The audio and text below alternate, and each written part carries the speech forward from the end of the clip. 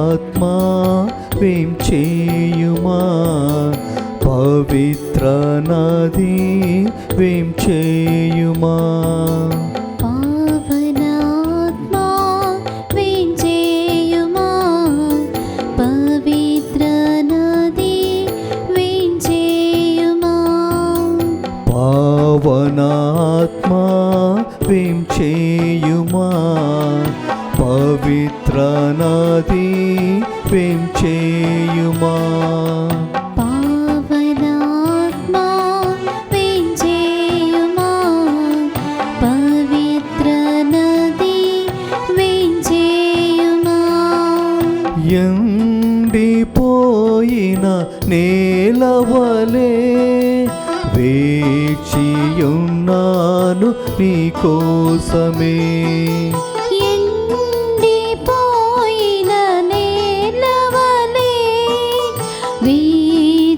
వేచియున్నాను నీ కోసమే ఎండిపోయిన నేలవలే వేచియున్నాను నీ కోసమే ఎండిపోయిన నేలవలే వేచియున్నాను నీ కోసమే పావనాత్మా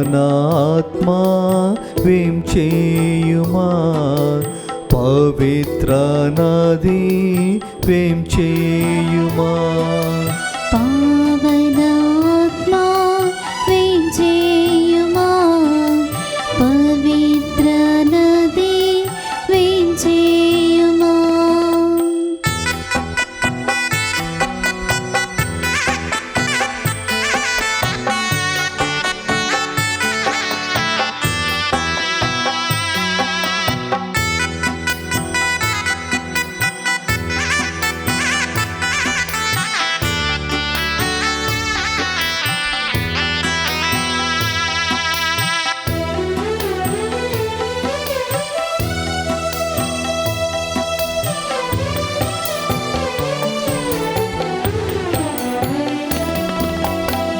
ఎడారిలో బండ నుండి నీరును ఇచ్చిన ప్రభు నీవు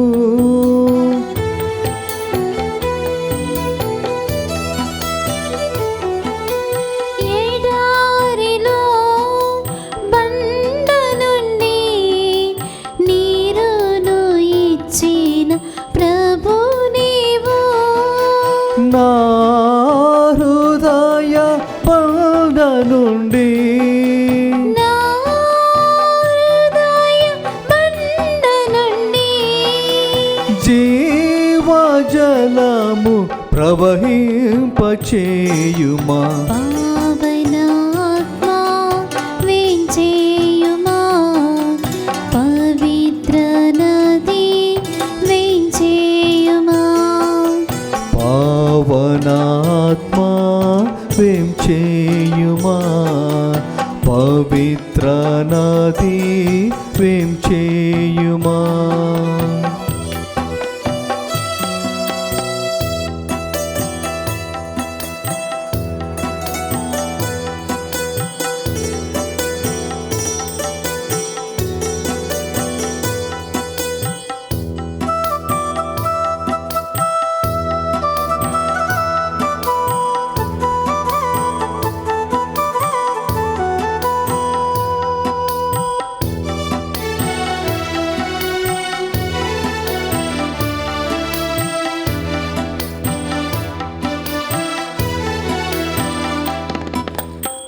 ఆకలితో అలమాడిన ప్రజల్ని మన్నాతో దీవించావు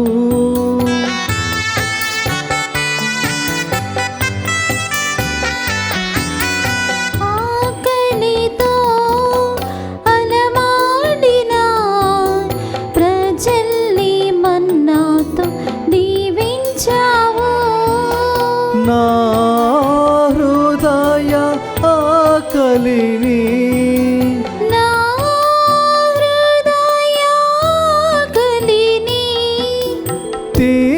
తీర్చరావ ప్రభుదేవా.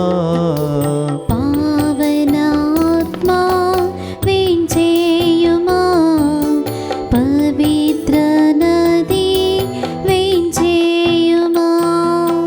పావనాత్మా వేంచేయుమా, పవిత్ర నది వేంచేయుమా. ఎండిపోయిన నేలవలే వేచియున్నాను నీ కోసమే. ఎండిపోయిన నేలవలే వేచియున్నాను నీ కోసమే. ఎండిపోయిన నేలవలే వేచియున్నాను నీ కోసమే. ఎండిపోయిన నేలవలే వేచియున్నాను నీ కోసమే. పావనాత్మా వేంచేయుమా, పవిత్ర నది వేంచేయుమా. పావనాత్మా వేంచేయుమా, పవిత్ర నది వేంచేయుమా. తండ్రి వందనం, తండ్రి వందనం, తండ్రి వందనం, తండ్రి వందనం, తండ్రి వందనం, తండ్రి వందనం, తండ్రి స్తోత్రం, తండ్రి స్తోత్రం, తండ్రి స్తోత్రం, తండ్రి స్తోత్రం, తండ్రి స్తోత్రం, తండ్రి స్తోత్రం, తండ్రి ఆరాధన, తండ్రి ఆరాధన, తండ్రి ఆరాధన, తండ్రి ఆరాధన, తండ్రి ఆరాధన. తండ్రి ఆరాధన.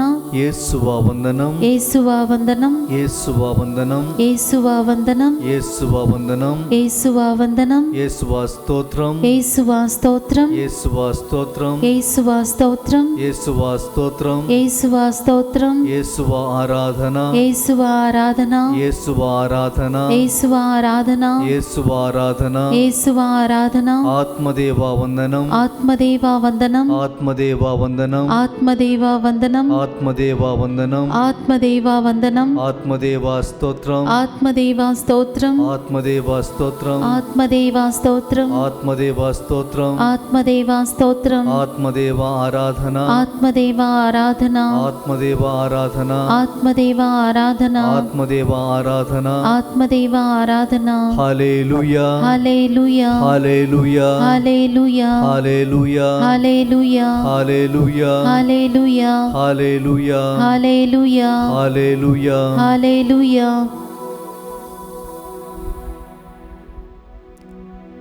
దయగల సర్వేశ్వర మా తండ్రి, ప్రభువా, మీరు ఈ లోకాన్ని ఎంతగానో ప్రేమించి మీ ఏకైక కుమారుని మా మధ్యకు పంపి ఉన్నారు ప్రభువా, మా రక్షణ నిమిత్తమై. మీకు స్తోత్రము ప్రభువా. ఓ సర్వేశ్వర, మమ్మల్ని రక్షించుటకు, మమ్మల్ని ప్రేమించుటకు,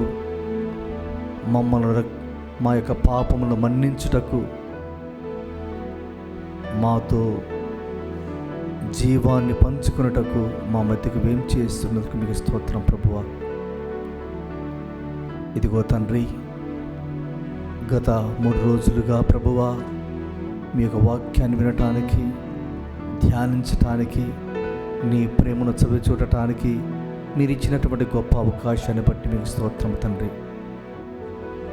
ఇదిగో ప్రభువా, ఈ సమయంలో కూడా మేము మీ యొక్క వాక్యాన్ని ధ్యానించుచుండగా ప్రభువా మాకు శక్తిని ప్రసాదించండి. మేము ఇటువంటి సాతాను శోధనకు గురి కాకుండా విన్నటువంటి వాక్యాలను మా యొక్క హృదయాలలో పదిలపరుచుకుంటూ ప్రభువా మీ యొక్క ఆశీర్వాదాలు పొందుటకు మాకు సహాయం చేయమని పెట్టుకుంటున్నాం ప్రభువా.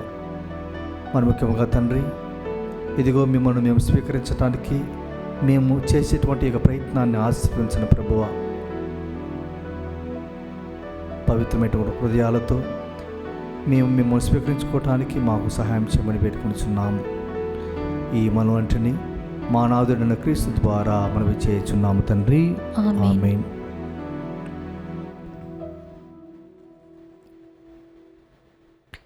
క్రీస్తునందు ప్రియమైనటువంటి సహోదరి సహోదరులారా, గత 2 రోజులుగా మనమంతా కూడా ఈ యొక్క ఆగమన కాలం గురించి, ప్రభుని యొక్క రాకడ గురించి, మనము సిద్ధపడవలసినటువంటి విధానాన్ని గురించి, మరి ముఖ్యంగా దేవుడు ఏ విధంగా మన మధ్యకు వచ్చాడు అనేటువంటి విషయాలను నేర్చుకుంటూ వింటూ వచ్చి ఉన్నాము. ఈరోజు ప్రత్యేకముగా మనము క్రీస్తు ప్రభు యొక్క రాకడ గురించి ప్రవక్తలు పలికినటువంటి ప్రవచనాలను ఈరోజు మనము వింటూ ఉన్నాము. ఎందుకంటే క్రీస్తు ప్రభు యొక్క రాకడ గురించి పాత నిబంధనలో ప్రవక్తలు అనేక మంది ఆయన గురించి ముందుగానే మనకు తెలియపరిచారు. మరి ముఖ్యముగా యెషయా ప్రవక్త యేసుక్రీస్తు యొక్క రాకడ గురించి ఎక్కువగా మాట్లాడినట్టు మనం వింటాము. అందుకే ఆయనను క్రిస్మస్ ప్రవక్త అని పిలుస్తారు. మొట్టమొదటిగా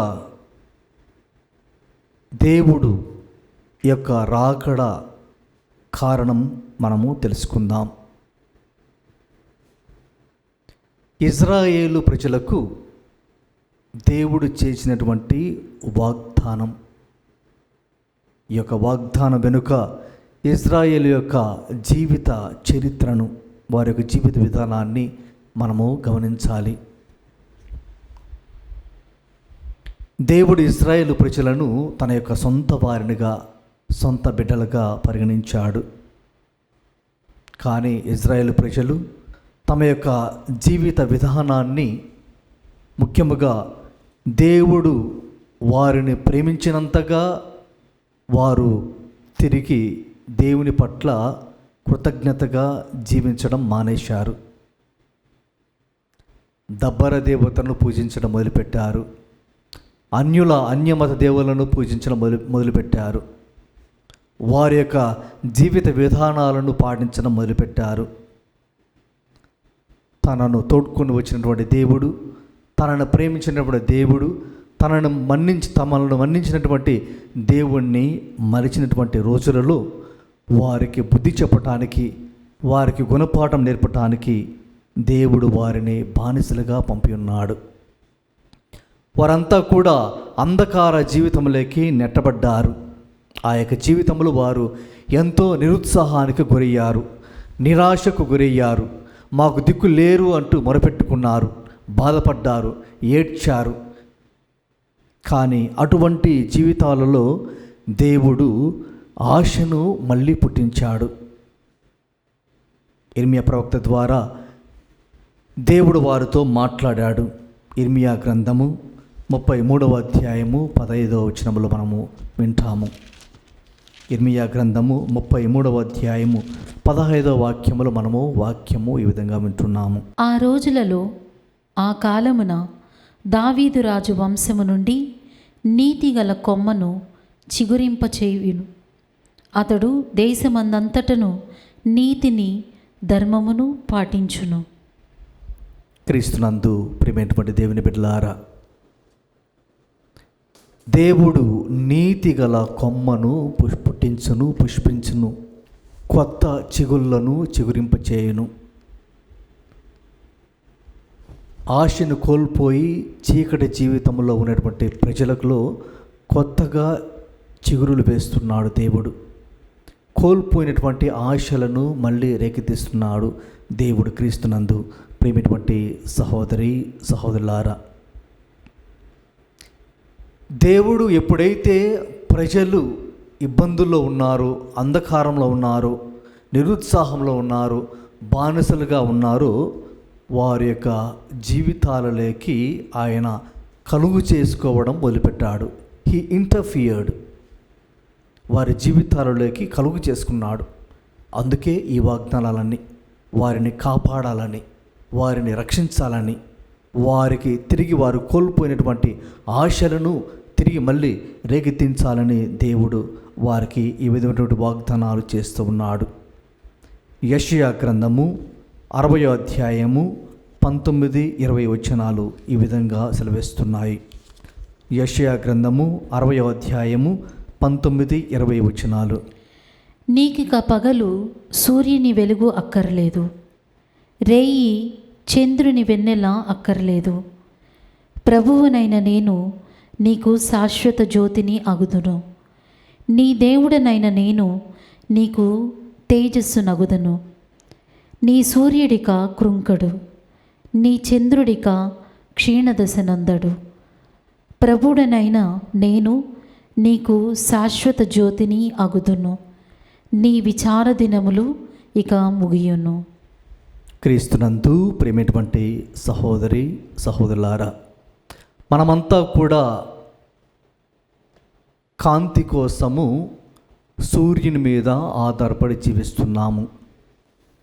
నైట్ వెలుగు కోసము చంద్రుని మీద ఆధారపడి జీవిస్తున్నాము. కానీ ప్రభు ఆ రెండింటినీ కలుగు చేసినటువంటి, ఆ రెండింటినీ సృష్టించినటువంటి దేవుడు అంటున్నాడు, ఇక మీదట అవి అక్కరలేదు. ఈ సూర్యుడు చంద్రుడు మీకు అక్కరలేదు. ఎందుకంటే వాటిని సృజించినటువంటి ఈ యొక్క శాశ్వతమైనటువంటి జ్యోతే మీ దగ్గరికి వస్తున్నాడు. ఇక మీ జీవితాలలో చీకటి అనేది ఉండదు, అంధకారం అనేది ఉండదు, మబ్బు అనేది ఉండదు. నేనే మీకు మీ ఎడల మీ మధ్యలోకి ఒక శాశ్వతమైనటువంటి జ్యోతిగా రాబోతున్నాను అని ప్రభు వాగ్దానం చేస్తున్నాడు. అంటే మన యొక్క అంధకార జీవితాలు ఇక మటుమాయమవుతాయి. మనము ఇక మీదట వెలుగులో జీవిస్తాము.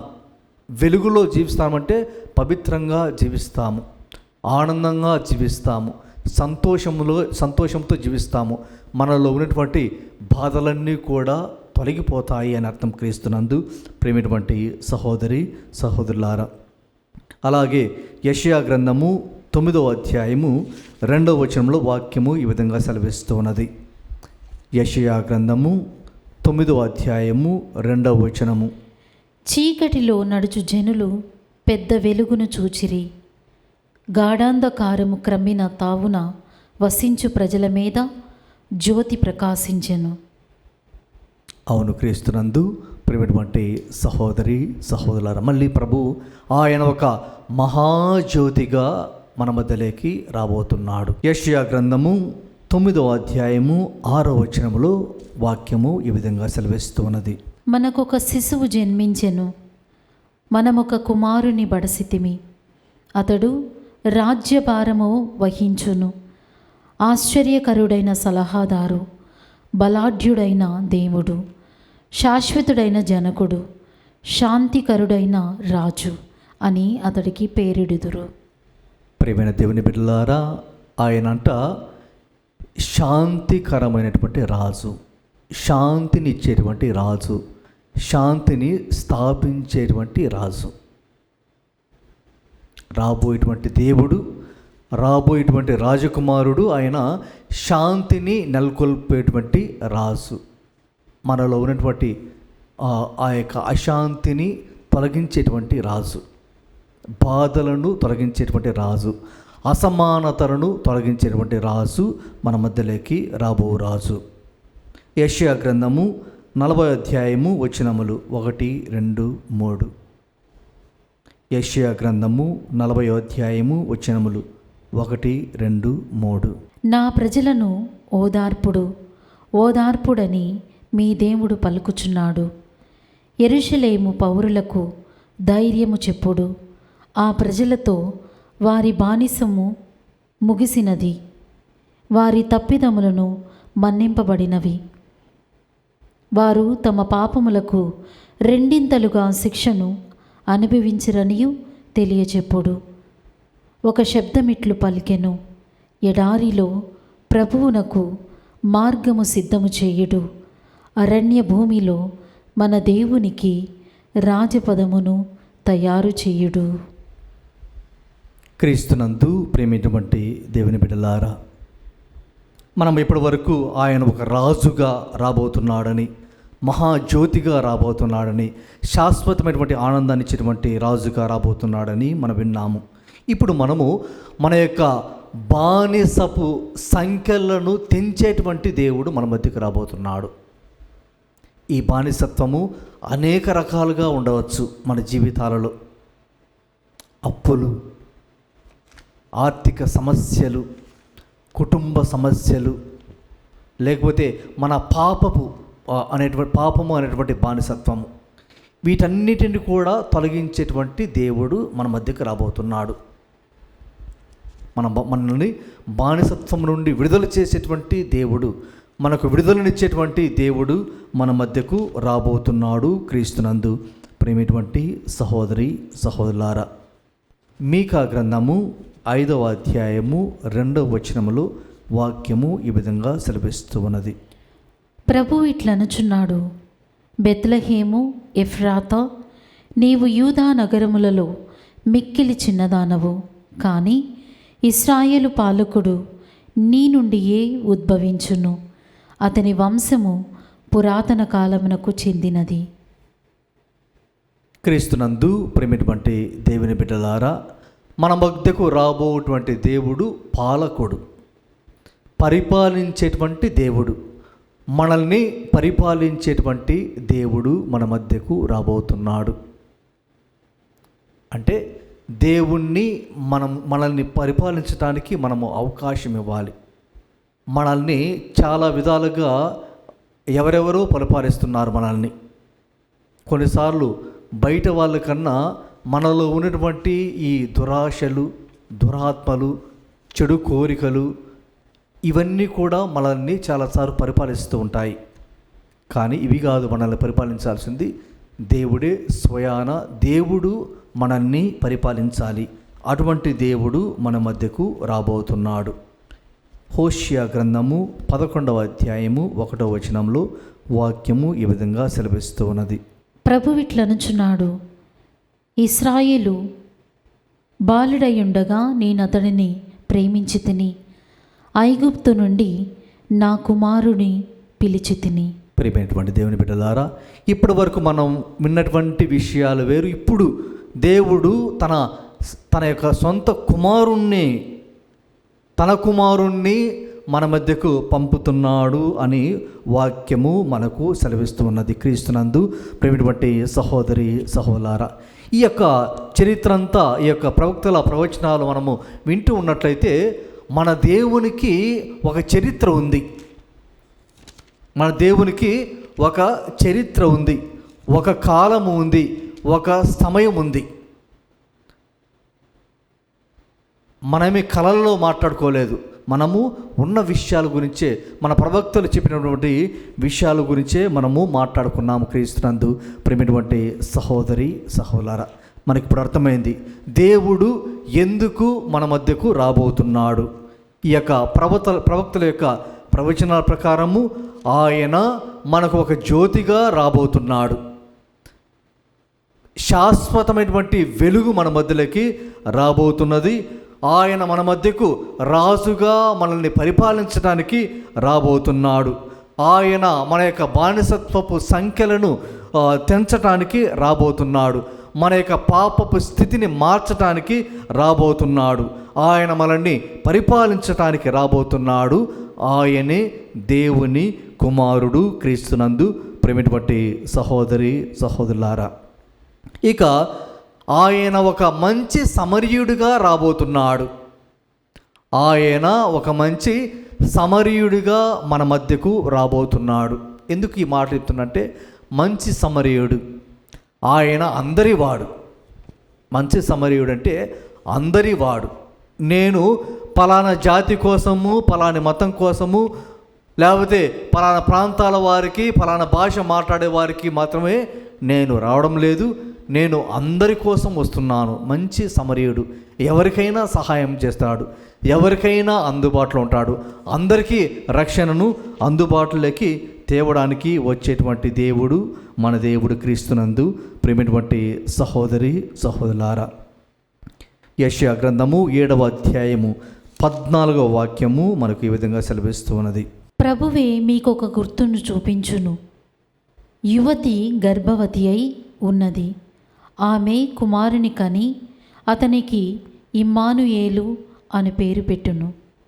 క్రీస్తునందు ప్రేమటువంటి సహోదరి సహోదరులారా, ఎప్పుడు ఈ యొక్క కార్యము జరిగిందంటే, కాలము పరిపక్వమైనప్పుడు కాలము పరిపక్వమైనప్పుడు దేవుడు తన కుమారుణ్ణి ఈ లోకానికి పంపాడు. ఏమిటి ఈ పరిపక్వత?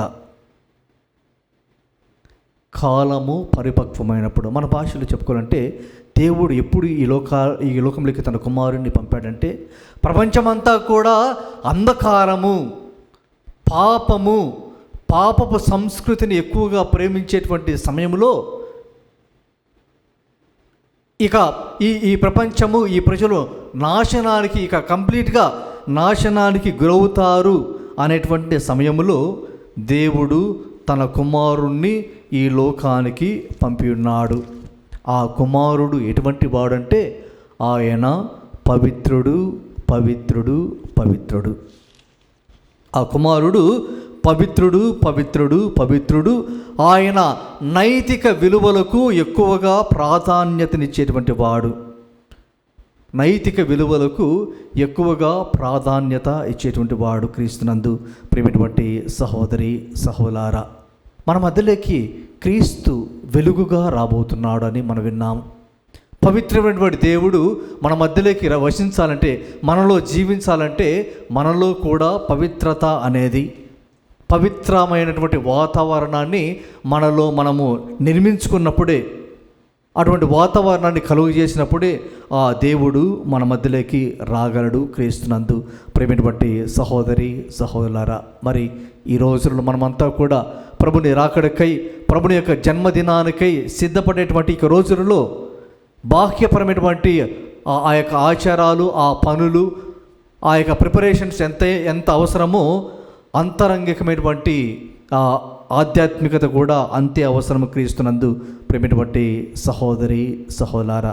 అందుకే వాక్యము మనకు ఈ విధంగా సెలవిస్తున్నది, పరిశుద్ధత లేకుండా ఎవరు కూడా ప్రభుని చూడలేరు. పరిశుద్ధత లేకుండా ఎవరు కూడా ప్రభుని పొందలేరు. పరిశుద్ధత లేకుండా ఎవరు కూడా ప్రభుని స్వీకరించలేరు క్రీస్తునందు ప్రేమైనటువంటి సహోదరి సహోదరులారా. కాబట్టి మన జీవితాలలో పరిశుద్ధతను నింపమని, మన హృదయమును కడిగి వేయమని ప్రార్థన చేసుకుందాం.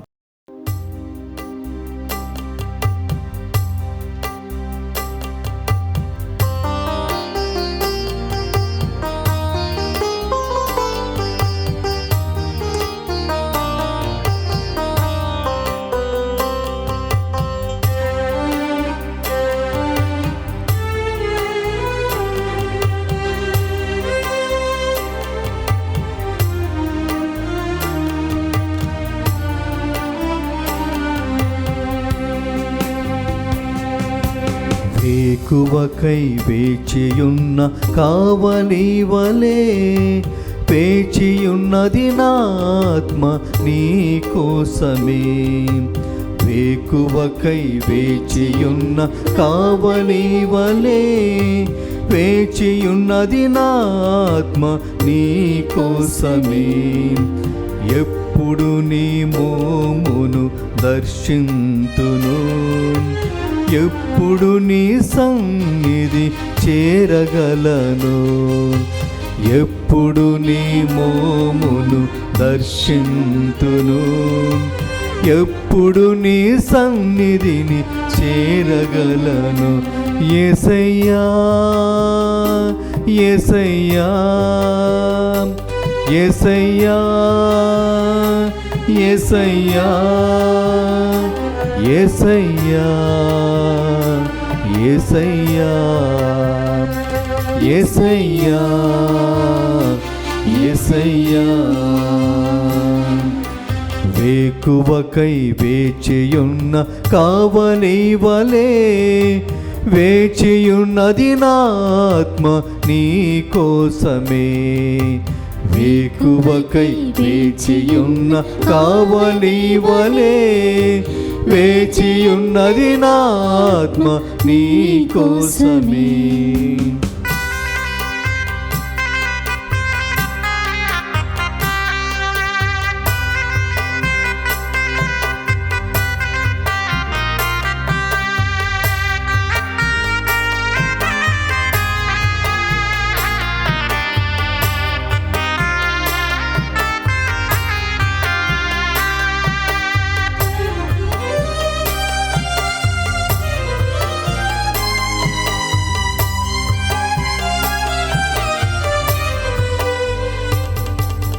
పడిపోయిన వారు లేవలేరా, పాపులు కూడా పునీతులవ్వరా.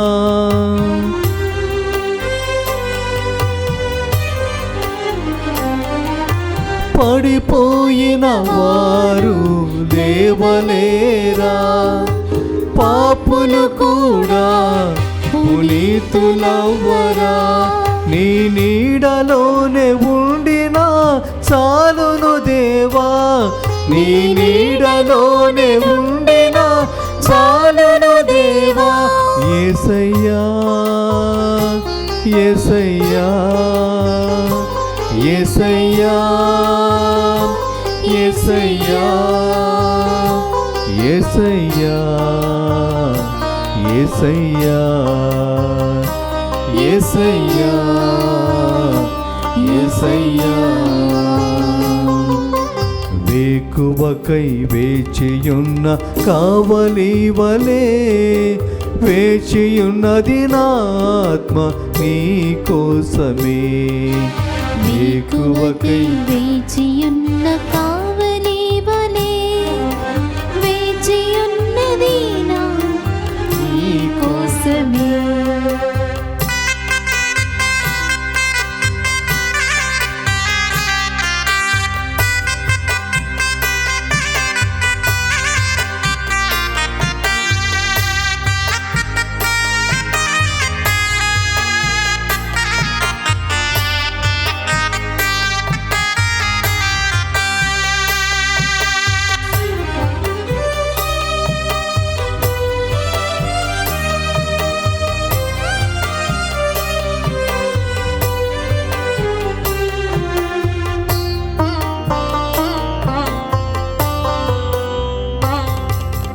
లోకమంతా పాపమయమయా, పడిపోతాను అని భయమేస్తుంది.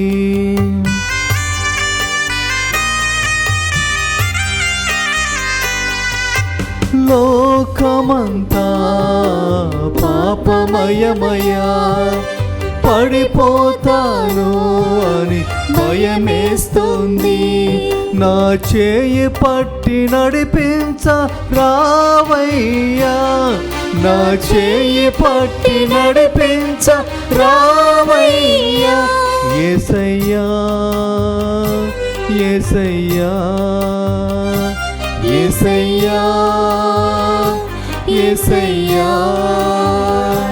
యేసయ్యా యేసయ్యా యేసయ్యా యేసయ్యా. వేకువకై వేచియున్న కావలి వలే వేచియున్నది నా ఆత్మ నీ కోసమే. వేకువకై వేచియున్న కావలి వలే వేచియున్నది నా ఆత్మ నీ కోసమే. ఎప్పుడు నీ మోమును దర్శింతును, ఎప్పుడు నీ సన్నిధిని చేరగలను. ఎప్పుడు నీ మోమును దర్శింతును, ఎప్పుడు నీ సన్నిధిని చేరగలను. యేసయ్యా యేసయ్యా యేసయ్యా యేసయ్యా యేసయ్యా యేసయ్యా యేసయ్యా యేసయ్యా.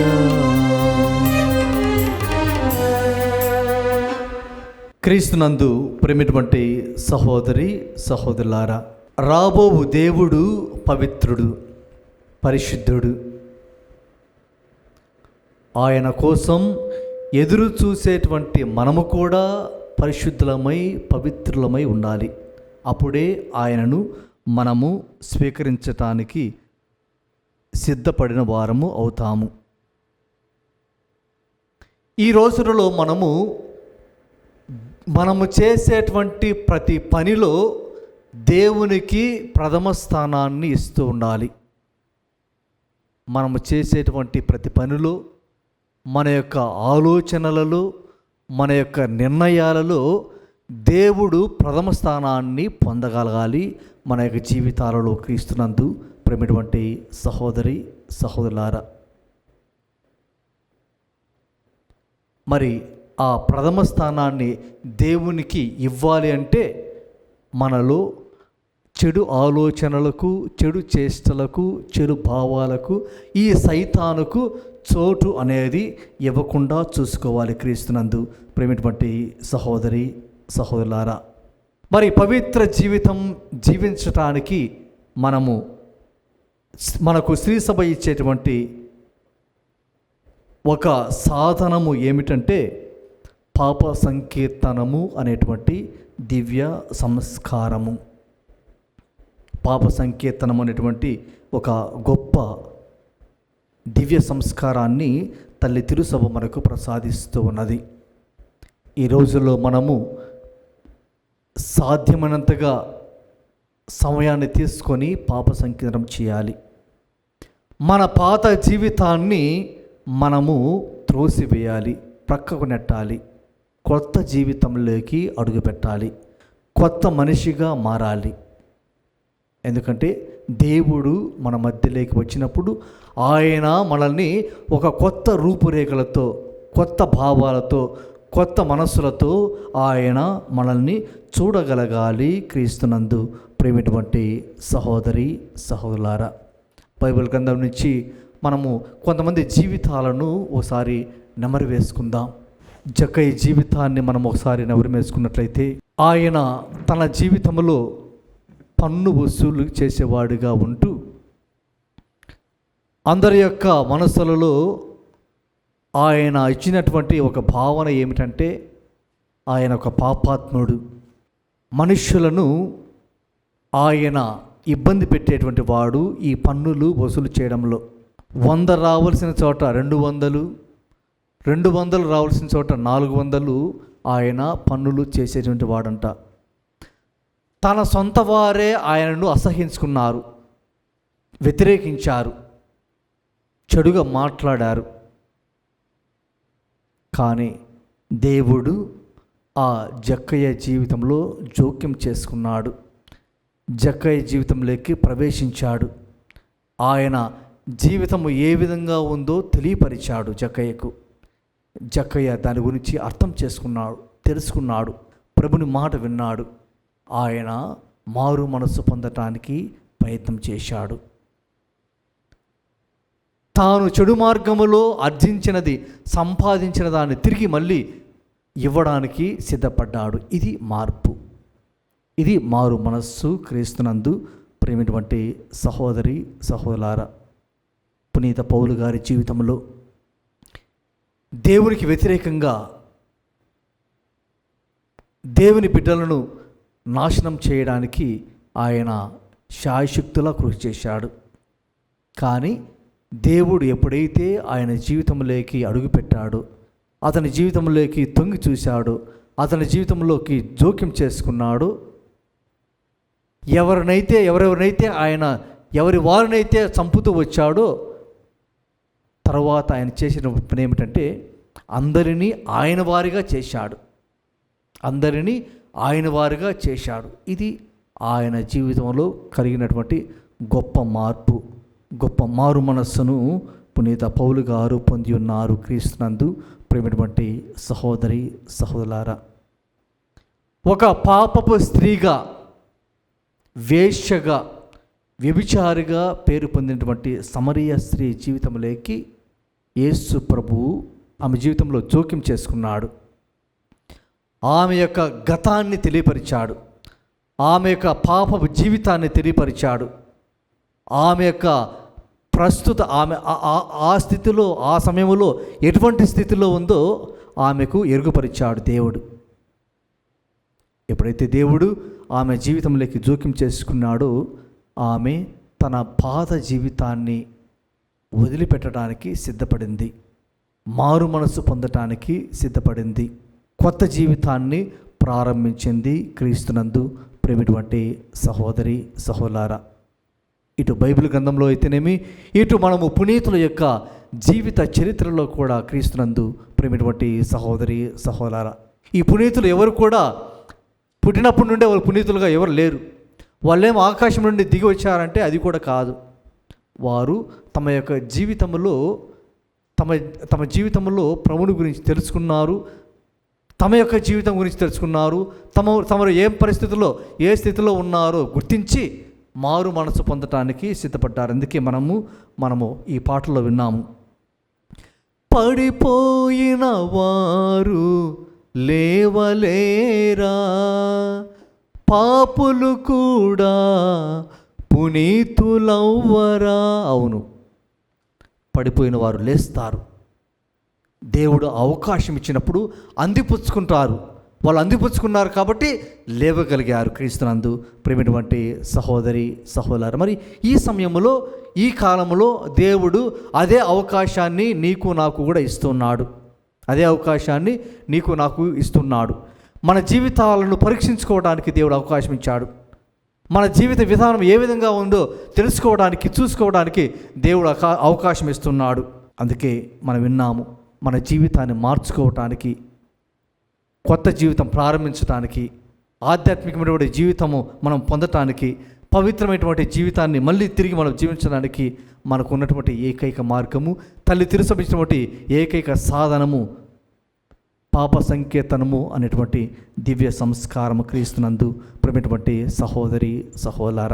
కాబట్టి మనము వీలైనంతగా మన పాపములను గురువు దగ్గర ఒప్పుకోవడానికి, పాప సంకేతము చేయడానికి ప్రయత్నం చేద్దాం. అంతేకాకుండా దేవుని యొక్క వాక్యము కూడా మనకు ఎంతగానో సహాయపడుతుంది. దేవుని వాక్యం కూడా మనము పవిత్రమైనటువంటి జీవితాన్ని జీవించడానికి, పవిత్రంగా మనము నడవడానికి, పవిత్రంగా మనము ఎదగటానికి, మరి ముఖ్యముగా ఈ యొక్క ఆగమన కాలంలో ప్రభుని యొక్క రాకడకు సిద్ధపడటానికి దేవుని యొక్క వాక్యము కూడా మనకు ఎంతగానో సహాయపడుతుంది క్రీస్తునందు ప్రేమైనటువంటి సహోదరి సహోదరులారా. చవి చూసి చూడు ప్రభు ఎంత మంచివాడో, వాక్యం మళ్ళీ మళ్ళీ చదివి చూడు, ఆ యొక్క వాక్యములో ఉన్నటువంటి శక్తి నీకు అర్థమవుతుంది. ఆ యొక్క రుచిని నువ్వు పొందగలుగుతావు. తినగ తినగ వేము తీగా ఉండను క్రీస్తునందు ప్రేమైనటువంటి సహోదరి సహోదరులారా. ఆ వాక్యంలో ఉన్నటువంటి ఆ యొక్క ఆ రహస్యాలను మనం తెలుసుకోవాలంటే, ఆ అర్థాన్ని మనం తెలుసుకోవాలంటే, ఆ వాక్యం ద్వారా దేవుడు మనకు చూపించినటువంటి ప్రేమను మనం నిజంగా పొందాలంటే వాక్యాన్ని మనం పదే పదే చదవాలి. ఎప్పుడైతే మనము ఎక్కువగా చదవడం మొదలు పెడతామో అది మనకు అలవాటుగా మారుతుంది. ఎక్కువ చదువుతామో అది మనకు అలవాటుగా మారుతుంది క్రీస్తునందు ప్రేమైనటువంటి సహోదరి సహోదరులారా. ఇటువంటి మంచి అలవాట్లను మనం ఈ రోజుల్లో అలవరుచుకోవాలి. మారు మనసు పొందడం అంటే ఏమిటి? చెడు అలవాట్లు మానేసి మంచి అలవాట్లు నేర్చుకోవడము. ఈ మంచి అలవాట్లలో ఇది బైబిల్ చదవడము, బైబిల్లో ఉన్నటువంటి మర్మాలను తెలుసుకోవడము, బైబిల్ మనకు చూపించినటువంటి ఆ యొక్క దేవుని యొక్క ప్రేమను రుచి చూడడం కూడా ఒక మంచి అలవాటు క్రీస్తునందు ప్రేమైనటువంటి సహోదరి సహోదరులారా. కాబట్టి ఈ రోజుల్లో ప్రభు మనకిచ్చినటువంటి ఈ యొక్క గొప్ప అవకాశాన్ని బట్టి దేవునికి స్తోత్రము సమర్పించుకుందాం. మరి ముఖ్యంగా ఈ యొక్క ధ్యాన వడకములో మనకు ప్రభు అనేక విషయాలను, ఆయన యొక్క రాకడ గురించి, రాకడలో ఉన్నటువంటి రహస్యాలను, మరి ముఖ్యంగా ఆయన రాకడ ఈ లోకంలోకి ఏ విధంగా వచ్చింది, ఎలా వచ్చింది, ఎందుకు వచ్చింది అనేటువంటి విషయాలన్నీ కూడా ఈ రోజుల్లో మనము తెలుసుకున్నాము క్రీస్తునందు ప్రేమైనటువంటి సహోదరి సహోదరులారా. వాటికి గాను దేవునికి వందనములు సమర్పిస్తూ, మరి దేవుని యొక్క పుట్టినరోజును జరుపుకోవడానికి సిద్ధపడే మనము మన యొక్క హృదయాలను ఆయన యొక్క ఆలయాలుగా మారుద్దాం. ఆయనకు పశువుల పాకగా తయారు చేద్దాం. ఆయన నివసించడానికి కావాల్సినటువంటి పవిత్రమైనటువంటి వాతావరణాన్ని కలుగజేయడానికి ప్రయత్నం చేద్దాం. ప్రార్థించుదాము.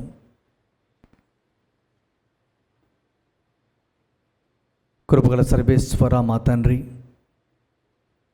ప్రభువా, గత 3 రోజులుగా ఇదిగో తండ్రి నీ యొక్క వాక్యాన్ని ధ్యానించుకోవటానికి, మిమ్మల్ని స్తుతించి ఆరాధించటానికి, మీ ప్రేమను చవి చూడటానికి, మీ యొక్క మన్నింపును పొందటానికి, మీ యొక్క అనుగ్రహాలకు పాత్రమవటానికి మీరు మాకు ఇచ్చినటువంటి ఈ గొప్ప అవకాశాన్ని బట్టి మీకు వందనములు తెలియపరుచుకుంటున్నాం ప్రభువా. ఇదిగో తండ్రి, ఈ యొక్క వాక్యము ద్వారా, పూజా బలుల ద్వారా, ఆరాధనల ద్వారా ప్రభువా మీరు మాకు ఎన్నో మాటలు చెప్పి ఉన్నారు. మీరు మాతో ఎంతగానో మాట్లాడి ఉన్నారు ప్రభువా. మా యొక్క అవసరాలను, మా యొక్క కోరికలను మీ ముందు మేము ఉంచాం ప్రభువా. మరి మీ ప్రేమను మాకు పదే పదే మీకు వాక్యం ద్వారా తెలియపరిచున్నారు ప్రభువా. మీకు స్తోత్రములు.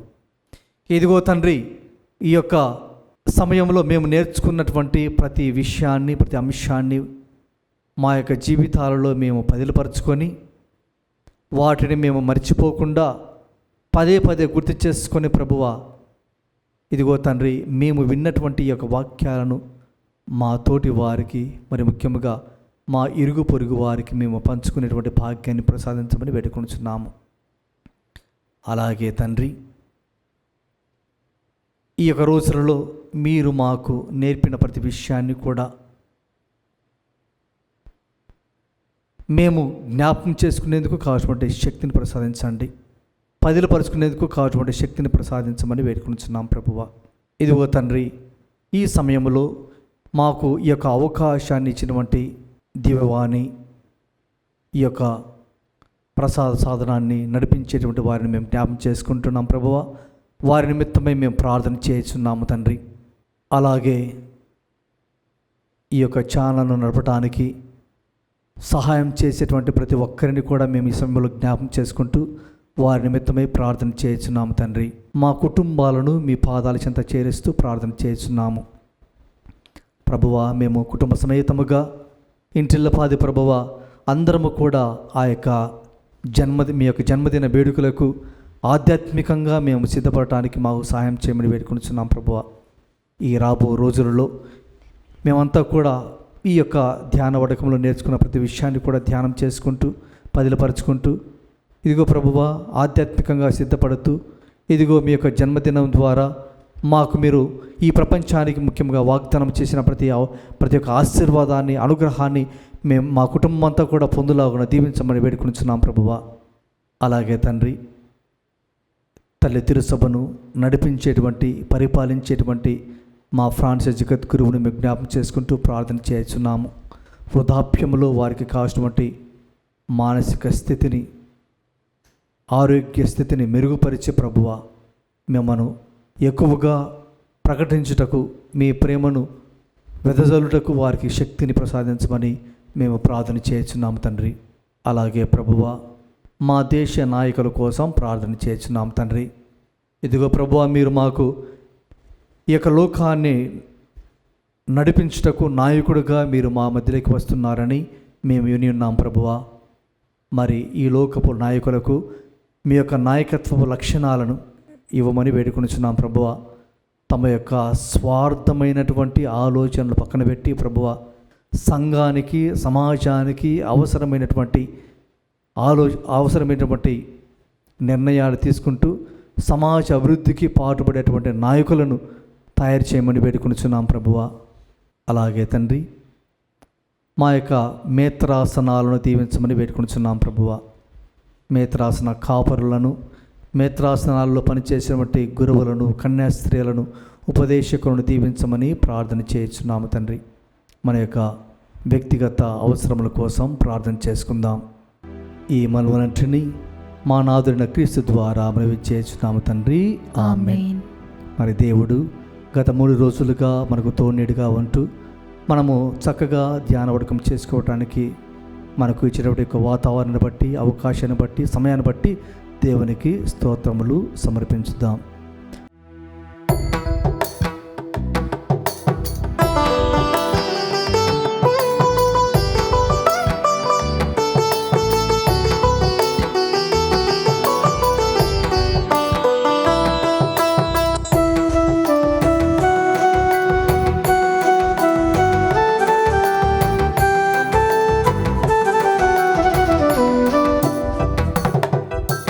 వందనము వందనము త్రియేక దేవునికి. వందనము వందనము త్రియేక దేవునికి. వందనము వందనము త్రియేక దేవునికి. వందనము వందనము త్రియేక దేవునికి.